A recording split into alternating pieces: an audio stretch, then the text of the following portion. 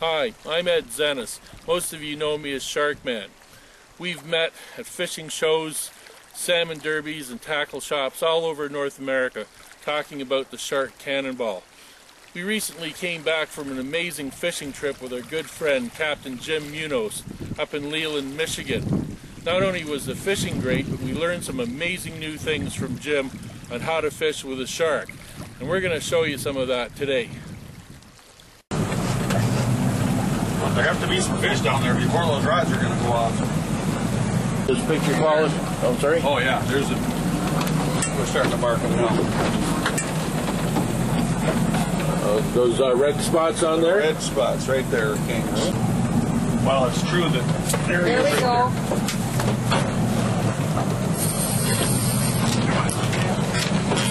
Come on, come on.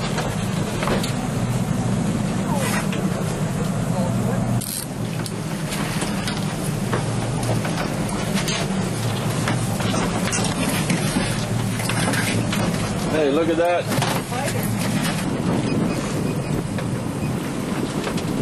So you've been getting any luck this summer with those sharks at all, Jim, or you decided to toss them overboard? No, toss them overboard every morning, but other than that, no, they work very well. It's probably made the biggest difference of anything with my fishing. There are a lot of different things that go into being successful, but sharks certainly are a big part of what there he goes. Oh yeah.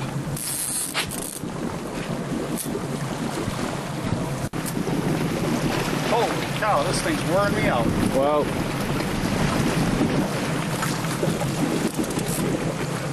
There he is out there. You up at the surface there? Yep. So this is like the fourth season that you've been using the sharks there. I think this is the fifth year, Ed. Matter of fact, 4 or 5, whatever. Hey, listen. But I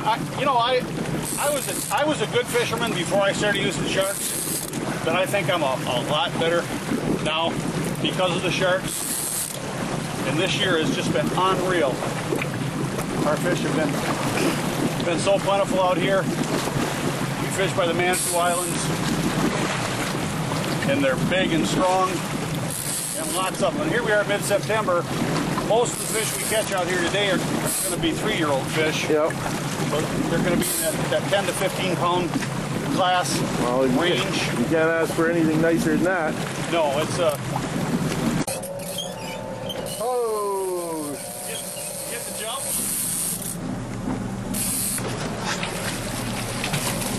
But it seems like you're doing just fine with it. I kind of like the 10s.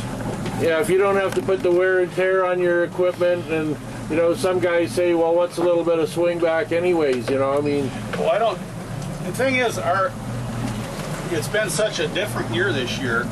Our cold water has stayed relatively close to the surface all year. The deepest we've had to fish is 100, 110 feet for the most part. And the 10 pounders are just... And the 10 pounders are fine for that, yeah. Now what about crossovers at that depth with the 10 pounders there? Have they been tracking pretty good, or? They track straight as an arrow, just like they're supposed to. Yep. Okay, thanks. Well, we got a double hitter going here? Yeah. And you're talking on the phone. Now, are you suggesting it's possible that the sharks are having any bearing on this fishing here this morning? Yeah, I sure do. I've been telling you this for 4 years.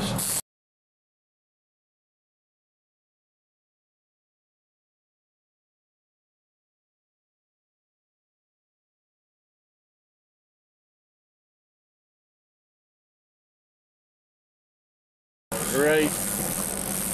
As soon as you give people the idea that the only way these are going to be effective is if they're on a short lead. All these guys that use dodgers and flies and J-plugs and all the other things, they're gonna think, what the heck? Maybe these aren't going to do me any good after all. So why spend that kind of money for them? But the reality is, they do work.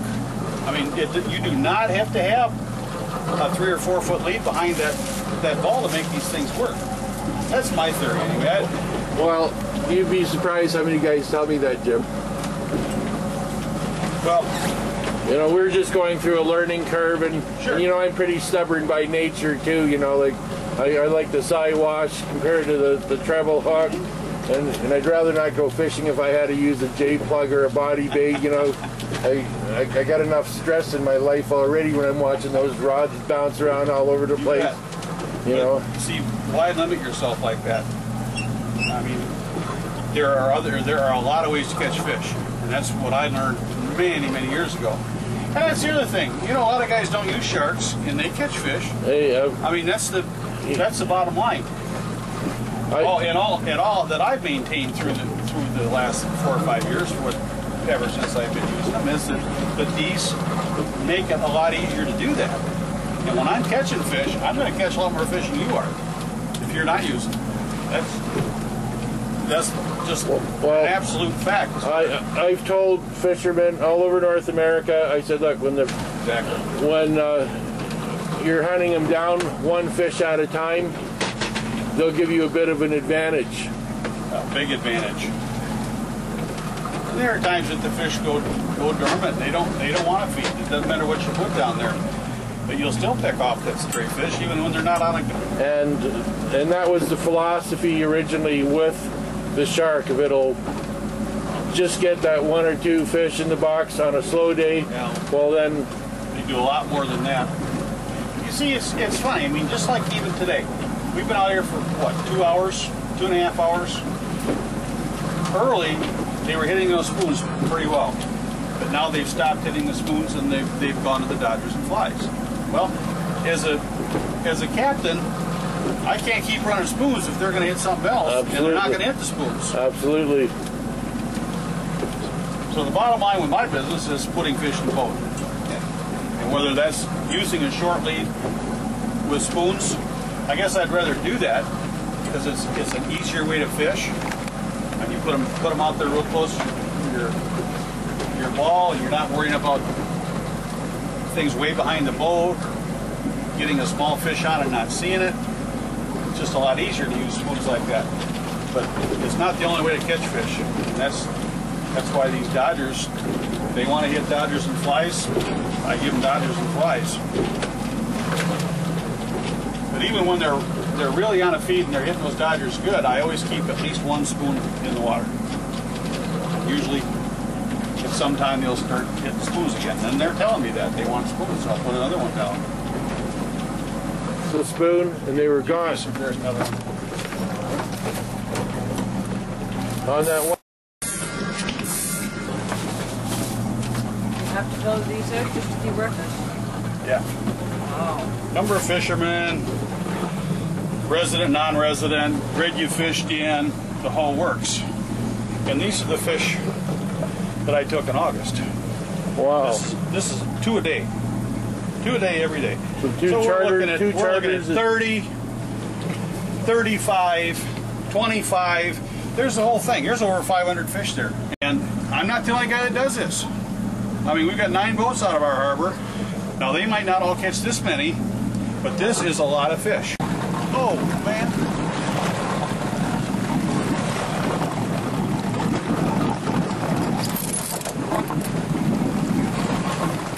No rush in this one, Ed. No, but it's a good time to talk about sharks, you know. So this is the... Well, I don't know what more I can say about them. They sold me the first time I put them in the water 4 or 5 years ago. The first 2 that I got from that guy from Cabela's that I rescued on the lake. Yeah, we remember that story. I've been a convert ever since. Nothing's happened to change my mind, I'll tell you that. Oh, look at that fish. Holy cats.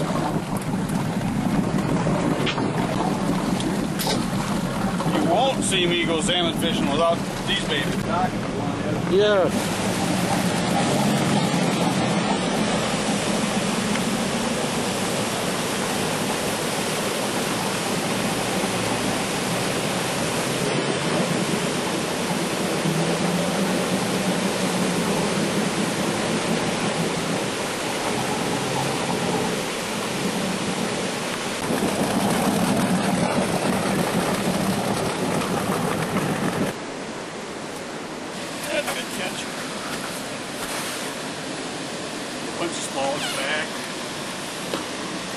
back, Jack.